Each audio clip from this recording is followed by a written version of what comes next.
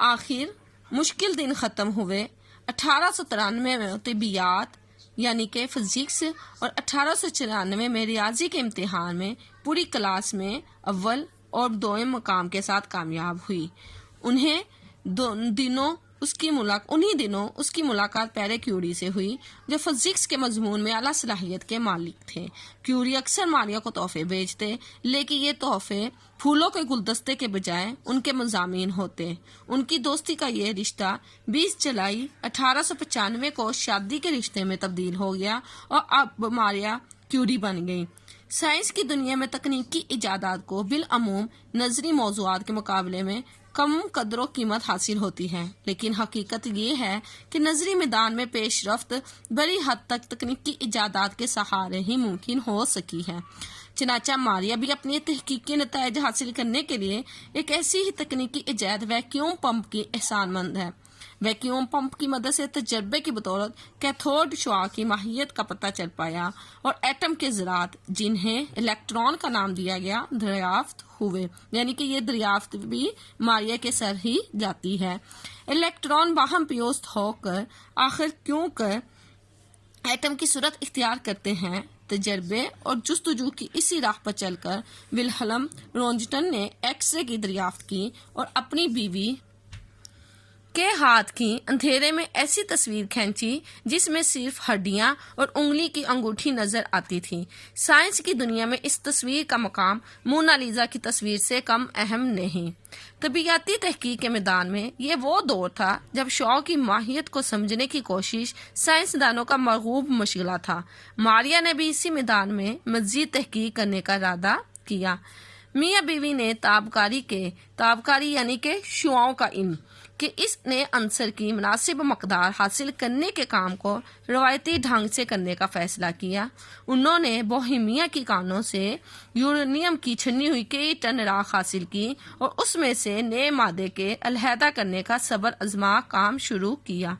اپنے اس کام میں دھن کے پکے یہ دونوں سائنسدان 4 برس تک لگے رہے۔ اسی دوران ماریا کی بڑی بیٹی ایرین پیدا ہوئی۔ اپنے تجرباتی کام کو یہ دونوں سائنسدان اپنے مکان کے صحن میں ایک شیڈ کے نیچے کرتے تھے اور یہ شیڈ اتنا خراب تھا کہ اس میں سے پانی ٹپکتا رہتا تھا۔ ماریا بالٹی بھر بھر کر راکھ لاتی اور اسے بڑے پتیلے میں پکاتی تھی۔ پیرے کیوری حاصل شدہ فضلے پر تجربہ کرتے۔ چھت میں دودھ کش دھواں دان نہ ہونے کی وجہ سے پکاتے وقت نکلنے والی گیس ان کے جسم میں داخل ہو رہی تھی، لیکن دونوں اس کے مضر اثرات سے بے خبر تھے۔